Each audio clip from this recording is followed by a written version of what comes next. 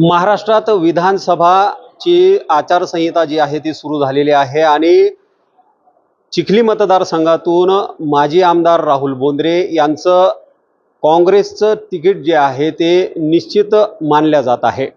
आपण त्यांच्याशी बोलणार आहोत आणि जाणून घेणार आहोत त्या मतदारसंघातील कुठली नेमके कामं झालेली आहेत आणि काही कामं व्हायची आहेत आणि त्यांचा मतदारसंघातील जनतेसोबत कसा संपर्क आहे. भाऊ, आपलं नवराष्ट्रामध्ये स्वागत आहे. आभारी आहे आणि आपल्या सगळ्या दर्शकांचं देखील मनापासून स्वागत. भाऊ, मला सांगाल की मतदारसंघामध्ये आपण फिरता आहात, आपण या अगोदर आमदार होतात, बरीचशी कामं त्या भागात त्यावेळेस झाली. आताही जे सत्ताधारी आमदार आहेत ते देखील मोठ्या प्रमाणात त्या ठिकाणी काम करत असल्याचं बोललं जात आहे. काय नेमकं आपल्याला जाणवतं आहे? आपण मतदारसंघात फिरत आहात, लोकांकडून काय तुमच्याकडं भावना या ठिकाणी व्यक्त होते? चिखली मतदारसंघाचा मोठा इतिहास आहे. भारतभाऊ बोंद्रे यांनी प्रचंड मोठ्या प्रमाणात धरणं जी आहेत ती चिखली मतदारसंघात, जिल्ह्यात, महाराष्ट्राभरामध्ये बांधली. अनेक कामं त्यांनी केली, पण हे काम असं होतं की जे पिढ्यानं पिढ्या लक्षात राहील असं आणि पिढ्यानं पिढ्या त्यांचं भविष्य बदलेल असं हे काम होतं. रेखाताई देखील 15 वर्ष आमदार होत्या आणि रेखाताई खेडेकरांनी देखील सामाजिक चळवळीमध्ये प्रचंड मोठं योगदान दिलं आणि त्यासोबतच मतदारसंघामध्ये मोठ्या प्रमाणात विकास केला. माझ्या 10 वर्षाच्या कालावधीमध्ये चिखली मतदारसंघामध्ये अनेक मूलभूत गोष्टी, अनेक ज्या गोष्टी कायमस्वरूपी राहतील अशा गोष्टी आणि अत्यंत नाविन्यपूर्ण उपक्रम हे राबवले गेले. भगीरथ जलसंजीवनी प्रकल्पाच्या माध्यमातून नदी खोलीकरण आपलं जे झालं ते अत्यंत दुष्काळाच्या काळामध्ये, ज्या हातनी गावामध्ये पावसाळ्याच्या दिवसातही टँकर लावावा लागत होता, त्या हातनी गावामध्ये ते गाव टँकरमुक्त होण्यापर्यंतचं काम हे झालं. आणि असे एक नाही, शीतावरून भाताची परीक्षा म्हणतात तशी अनेक गावं हे त्या काळामध्ये टँकरमुक्त झाली. आणि हे जे काम झालं हे लोकसहभागातून झालं आणि याचा उल्लेख हा अनेक ठिकाणी झाला. महाराष्ट्राचे उपमुख्यमंत्री तत्कालीन अजितदादा पवार यांनी देखील त्याचं कौतुक मोठ्या प्रमाणात केलं. सोबतच लर्निंग जे झालं आपलं, गोरगरीब शेतकरी कष्टकऱ्यांची मुलं मुली ज्या जिल्हा परिषद, पंचायत समिती आणि नगरपालिकांच्या शाळामध्ये शिकतात, त्या शाळा याचा शैक्षणिक दर्जा वाढवण्याच्या दृष्टिकोनातून गरुडझेप प्रकल्पाने अत्यंत उत्तम अशी कामगिरी केली. आणि त्या काळामध्ये अनेक गावच्या शिक्षक, विद्यार्थी हे चिखलीमध्ये येऊन पाहून त्यांनी त्या पद्धतीनं त्यांच्या ठिकाणी, त्यांच्या शाळांमध्ये हे लर्निंग सुरू केलं आणि हे लर्निंग देखील लोकसहभागातून झालं होतं. त्यासोबतच पांधन रस्ते खुले करण्याची जी मोहीम चिखली मतदारसंघात झाली ती तर अद्वितीय. महाराष्ट्राच्या विधानसभेमध्ये नितीन राऊत साहेबांनी, तत्कालीन रोजगार हमी मंत्री यांनी अभिनंदनाचा प्रस्ताव मांडला आणि तो पारित झाला.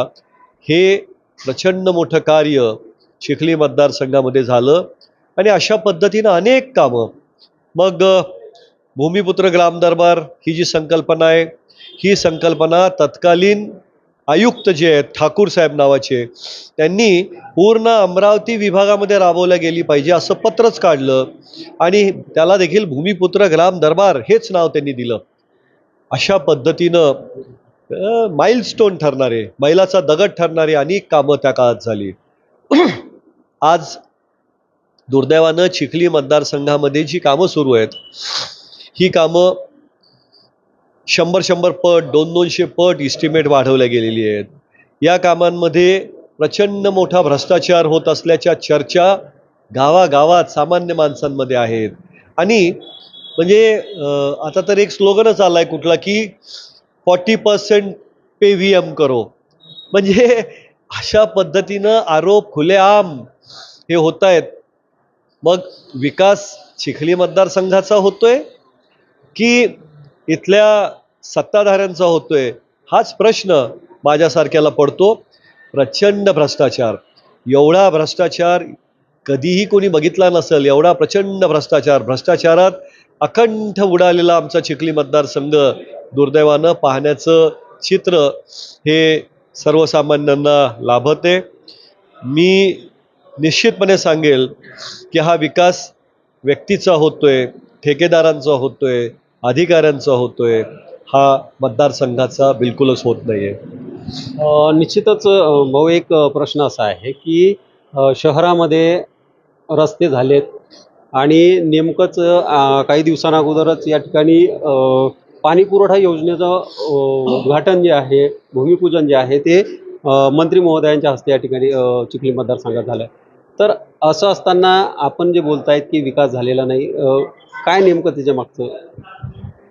आता पाणी पुरवठा योजना हा देखील एक प्रचंड मोठा भ्रष्टाचार हा आता समोर येते. खरं तर ही केंद्राची योजना आहे आणि केंद्र सरकार मागच्या 10 वर्षापासून भाजपाचं आहे.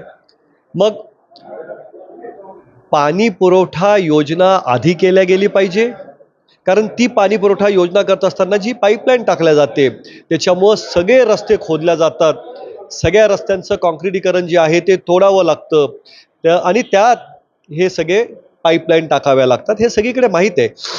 आणि असं असताना देखील पहिले रस्ते केल्या गेले आणि आता ही पाणी पुरवठा योजना मंजूर केल्या गेली आणि आता ही योजना करत असताना पुढे जुने रस्ते तोडल्या जातील आणि पुन्हा नवीन काँक्रीटचे रस्ते केल्या जातील. अशा पद्धतीनं भ्रष्टाचारच भ्रष्टाचार, भ्रष्टाचारावर कस असलेला भ्रष्टाचार, असं सगळं होतंय. नियोजन शून्य कारभार चिखलीचा आहे. खरं तर सध्या प्रशासक आहे नगरपालिकेला मागच्या 3 वर्षापासून. या प्रशासकाच्या कारकिर्दीमध्ये आमदारांचं संपूर्ण नियंत्रण नगरपालिकेवर आहे.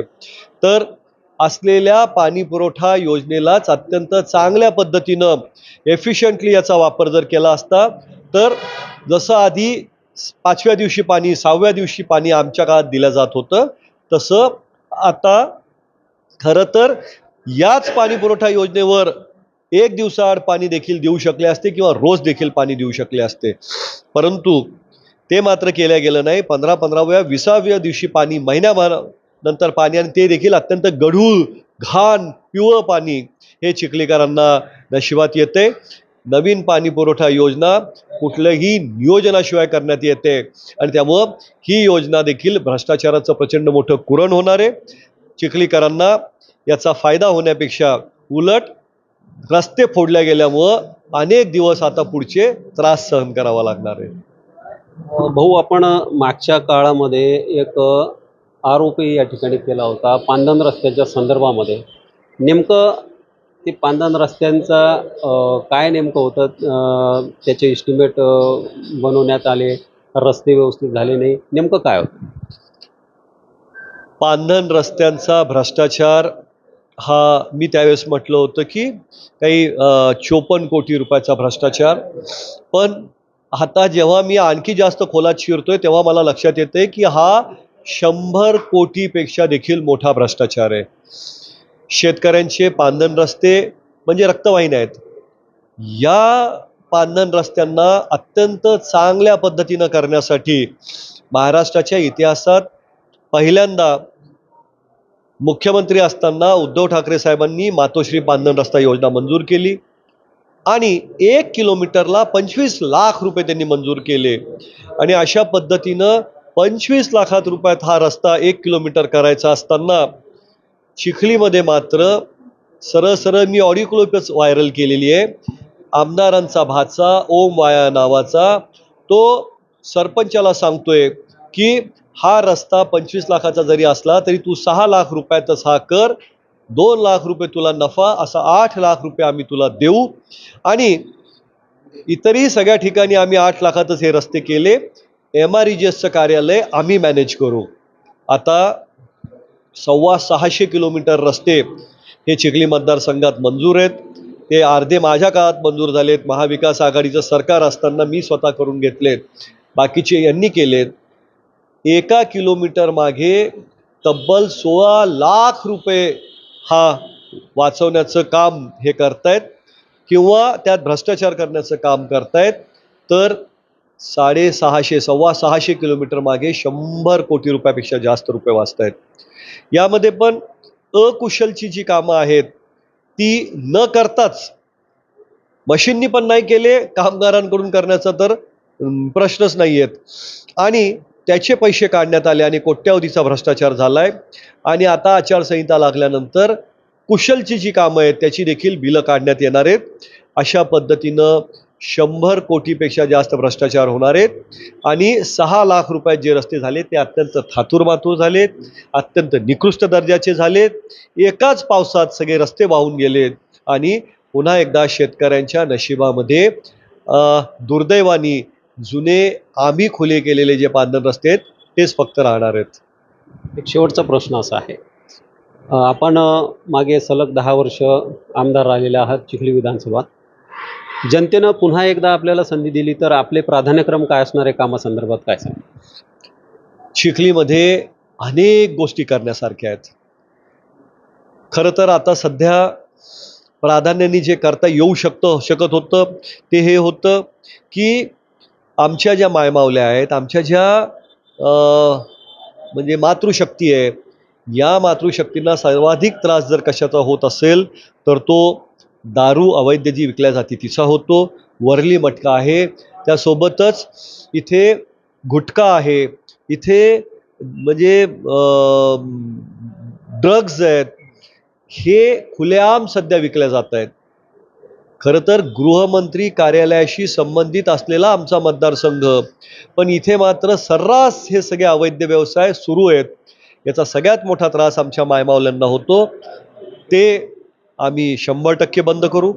त्यासोबतच आम्ही इथे जे काळ्या पिवळ्या आहेत, ऑटो आहेत, ॲपे आहेत, हे सगळे गोरगरीब शेतकरी कष्टकऱ्यांची मुलं मुली हे कर्ज काढून या विकत घेतात, पण त्यांच्याकडून मोठ्या प्रमाणात हप्ते वसुली होतीये. ती हे थांबवण्यामध्ये सपशेल अपयशी ठरले. किंवा अनेक ठिकाणी तर चर्चा होतीये की यांनी ठरवलं असतं तर एका दिवसात हे बंद करू शकतात, पण हे बंद करत नाहीत. याचा अर्थच यांचे देखील हात त्यात काळे झालेले आहेत.